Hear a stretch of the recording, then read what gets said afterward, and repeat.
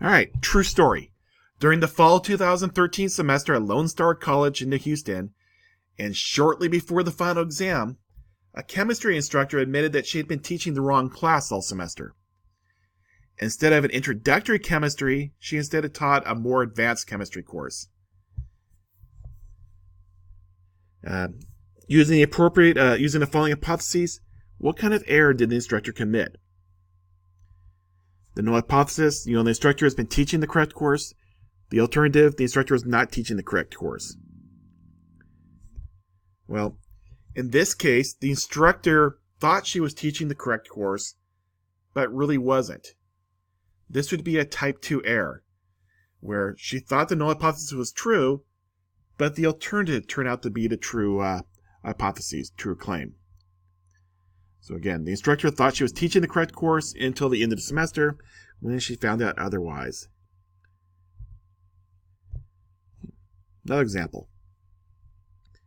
You suspect that a brand name detergent outperforms the store's branded detergent, and you wanted to test the two detergents because you would prefer to buy the cheaper store brand. So let's start off stating the null alternative hypotheses, and then determine the 4 possible outcomes. Well, in terms of which, the null alternative, the null hypothesis is always going to be the no difference random chance hypothesis. So in this case, the null hypothesis will be that the brand name and the store's branded detergent are basically equal, or more or less equal.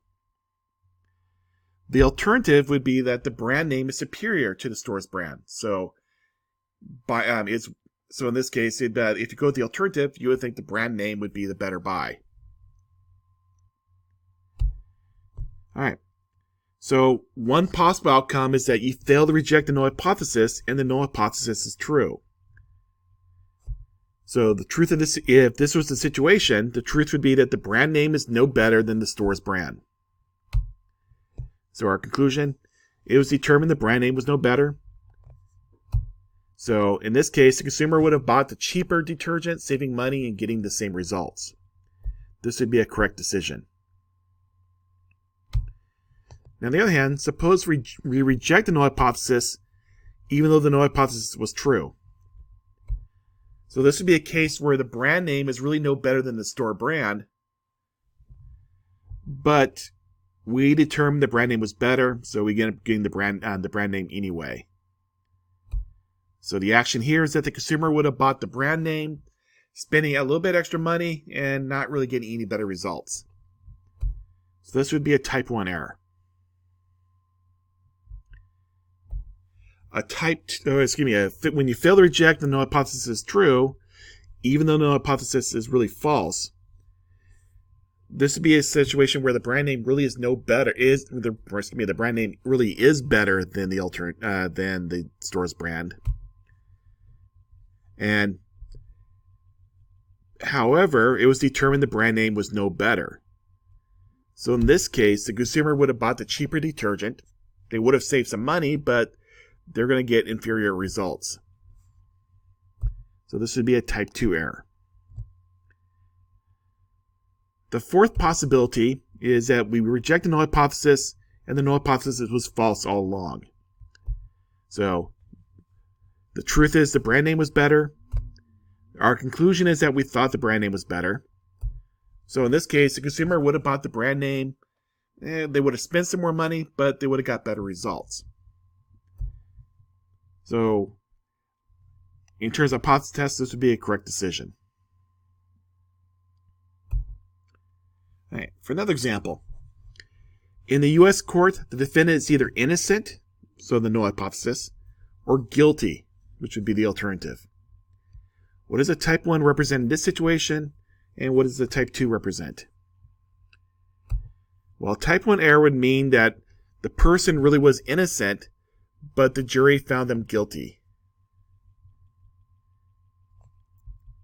A type 2 error, on the other hand, would be the defendant really was guilty, but was found not guilty, and so they go free.